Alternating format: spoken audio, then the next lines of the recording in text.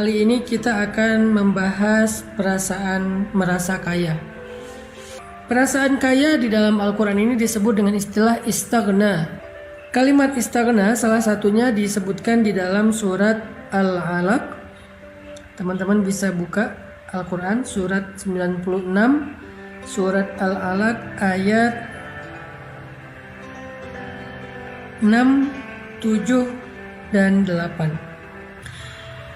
A'udzu billahi minasy syaithanir rajim. Bismillahirrahmanirrahim. Kalla innal insana layatgha. Kalla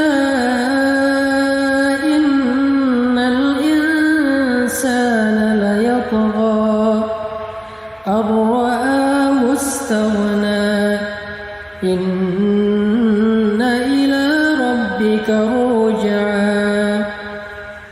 Surat Al-Alaq ayat ke-6 dan ayat ke-7, 8 itu membahas tentang seorang penentang, tentang seorang laki-laki yang sangat membenci Rasulullah SAW, laki-laki yang sangat bengis, laki-laki yang sangat sering mengganggu Nabi, yaitu Abu Jahal. Abu Jahal ini sampai diturunkan ayat demikian karena saking seringnya dia mengganggu Nabi. Nah, surat Al-Alaq juga termasuk salah satu surat yang menyebutkan kecelakaan bagi seorang laki-laki yang bernama Abu Jahal dengan kalimat lanasfa'am bin nasiyah nasiyatin kadzibatin khati'ah falyad'u nadiyah sanad'u zabaniyah ayat ke-15. Nah, ini termasuk surat yang cukup keras berbicara tentang seorang laki-laki yang durhaka yang bernama Abu Jahal. Kenapa Allah sampai marah banget kepada Abu Jahal? Di dalam surat Al-Alaq sampai mengatakan lanasfa'am bin nasiyah nasiyatin kadzibatin khati'ah falyad'u nadiyah sanad'u zabaniyah. Keras banget nih ayat. Karena Abu Jahal itu adalah orang yang sangat-sangat istaghna, sombong. Dia punya alasan sendiri kenapa dia sombong. Pertama, sebelum Allah memanggilnya Abu Jahal, orang-orang Mekah memanggilnya Abu Hakam. Arti Abu Hakam itu orang yang banyak ilmu, orang yang nasihatnya didengar, orang yang panggilannya, seruannya diikuti, orang yang keberadaannya ditunggu, orang yang marahnya dihindari, orang yang hartanya dibutuhkan, orang yang jabatannya paling tinggi. Pokoknya Abu Jahal ini orang yang sangat eksis. Ilmunya banyak, wawasannya luas, hartanya berlimpah, posisinya di tengah-tengah masyarakat penting, tokoh, pinter ngomong, public speakingnya luar biasa, semua orang hormat sama dia, sehingga dia ngerasa lupa diri, sehingga dia ngerasa besar kepala. Makanya ketika sahabatnya Abu Jahal, Akhnas bertanya kepada Abu Jahal, "Ya Abu Hakam, apa pendapatmu tentang Al-Quran?" Ini pertanyaan Akhnas kepada Abu Jahal. Apa pendapatmu tentang Al-Quran yang kita dengar dari mulutnya Muhammad? Kata Abu Jahal, menurutku itu bukanlah syair. Menurutku itu bukanlah sihir, bukanlah mantra. Menurutku itu bukanlah dongeng-dongeng orang terdahulu. Menurutku dia sesuatu yang istimewa. Menurutku apa yang kita dengar dari Muhammad itu sesuatu yang luar biasa, sesuatu yang istimewa, sesuatu yang gak ada dan gak mungkin datang dari bumi, pasti dari dunia yang lain. Dia gak bisa menjelaskan dari Allah karena dia gak beriman. Dia hanya mengatakan itu istimewa dan dia gak mungkin berasal dari bumi, pasti dari dunia yang lain. Kata Abu Jahal. Akhnas takjub karena dia percaya sama keilmuan Abu Jahal. Dia percaya dengan omongan Abu Jahal yang memang punya wawasan yang sangat luas. Sehingga kalau kata Abu Jahal itu bukan kata-kata manusia, itu nggak mungkin diucapkan oleh manusia, maka pasti itu sesuatu yang luar biasa. Sehingga Akhnas bertanya kepada Abu Jahal, "Wahai Abu Al-Hakam, kalau menurutmu itu adalah kalimat yang baik, kalimat yang istimewa, lalu kenapa kita tidak ikut saja kepada Muhammad? Kenapa kita nggak ikut seruan Muhammad? Kenapa kita nggak masuk Islam?" Abu Jahal memerah wajahnya. Kemudian dia mengatakan, "Wahai Akhnas, apakah engkau ingin mengikuti Muhammad, kemudian engkau menjadi orang yang berada di belakangnya? Kemudian kabilahmu akan berada di belakang kabilahnya?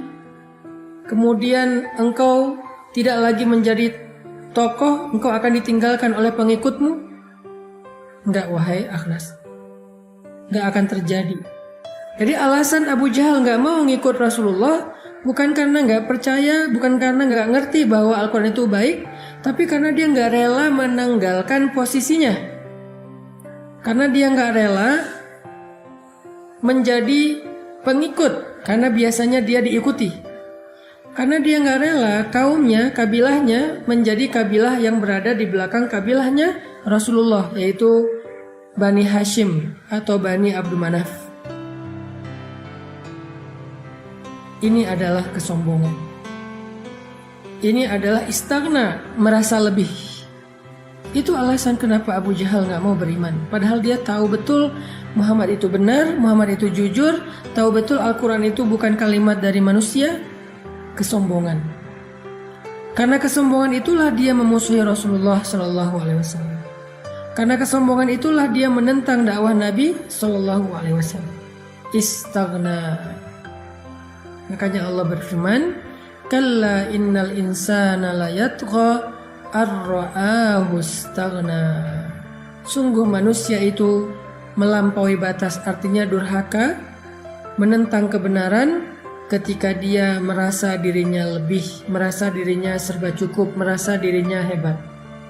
Allah marah kepada Abu Jahal. Kenapa Allah marah kepada Abu Jahal? Karena masyair, perasaannya yang salah. Bukan karena perilakunya dulu, perilaku belakangan. Nomor satunya karena perasaannya. Apa perasaan yang dirasakan oleh Abu Jahal? Perasaan sombong, perasaan hebat, perasaan lebih, perasaan gak butuh, perasaan ego, perasaan gengsi, merasa dia punya wawasan lebih daripada Muhammad, merasa pengikutnya lebih daripada Muhammad, kekayaannya lebih daripada Muhammad, lebih senior daripada Muhammad. Pokoknya ngerasa lebih aja, ngerasa punya segalanya dibandingkan dengan Rasulullah SAW. Itulah perasaannya Abu Jahal. Maka coba kita jadikan ini sebagai renungan untuk kita bersama. Apa alasan kita untuk menolak sebuah nasihat? Apa alasan kita untuk menolak masukan dari orang lain? Apa alasan kita untuk nggak mau berteman dengan seseorang? Apa alasan kita untuk menolak lamaran seseorang? Apa alasan kita untuk menjudge seseorang? Apa alasan kita untuk memarahi seseorang? Apa alasan kita untuk merendahkan seseorang? Kalau alasannya karena kita merasa lebih hebat dari orang lain, merasa lebih keren dari orang lain, merasa lebih kaya dari orang lain, merasa lebih tahu daripada orang lain, maka itu adalah kibar, sombong. Apa alasan kita mendebat orang tua kita? Apa alasan kita menolak nasihat dari ibu dan ayah kita? Apakah kita merasa lebih tahu dari mereka? Apa alasan seorang istri gak mau menerima nasihat dari suami? Apakah dia merasa lebih soleha karena udah lebih sering ngaji daripada suami? Apa alasan seorang suami merendahkan istrinya? Apa dia merasa bahwa dia yang udah nyari nafkah sehingga dia lebih mulia daripada istrinya? Apa alasan orang tua menzolimi anaknya? Apa dia merasa udah punya jasa lebih kepada anak itu? Pokoknya siapapun dia, ketika dia merasa punya kelebihan dibandingkan orang lain yang membuat dia jadi merendahkan orang lain, maka kalla innal insana la yatgha ar-ra'ahu istaghna. Sombong. Apa kata-kata iblis? Ana khairum min, khalaqtani min nar wa khalaqtahu min tin. Aku lebih baik daripada Adam. Engkau ciptakan aku dari api dan engkau ciptakan dia dari tanah. Sedangkan api lebih mulia daripada tanah menurut iblis.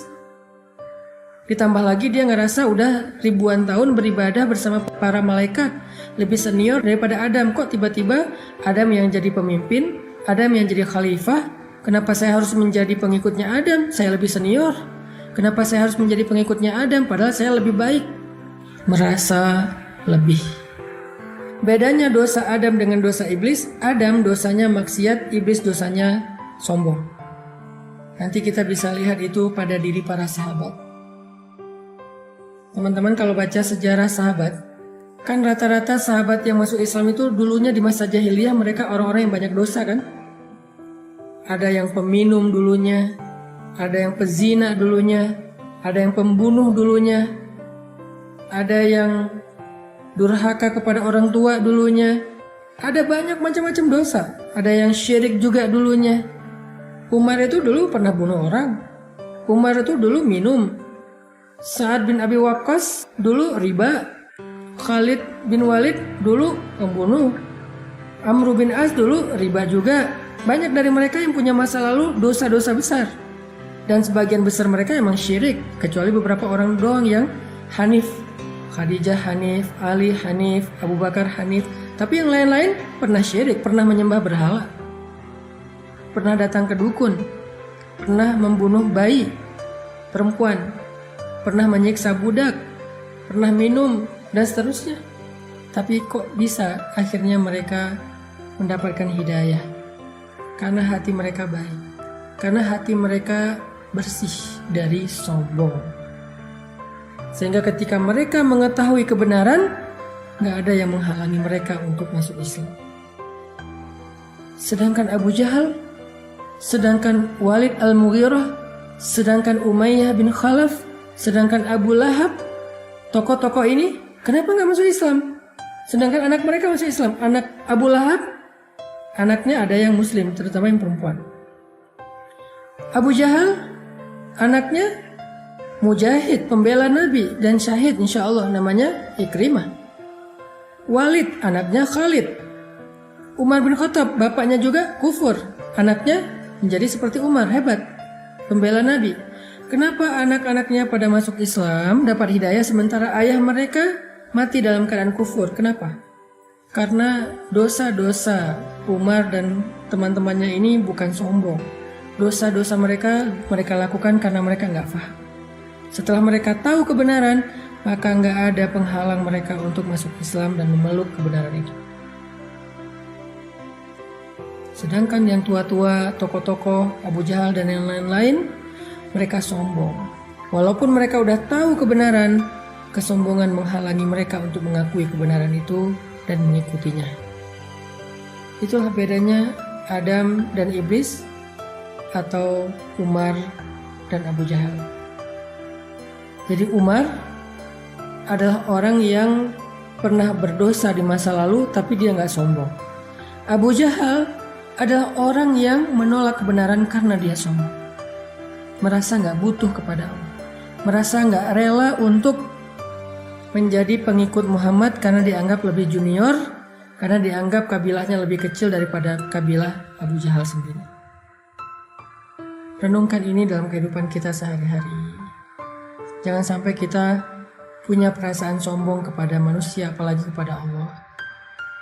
Salah satu bentuk kesombongan kita kepada Allah itu adalah ketika kita berhenti berdoa. Bukan doa-doa yang berat, doa-doa sehari-hari aja. Kita makan, gak memperhatikan doa makan.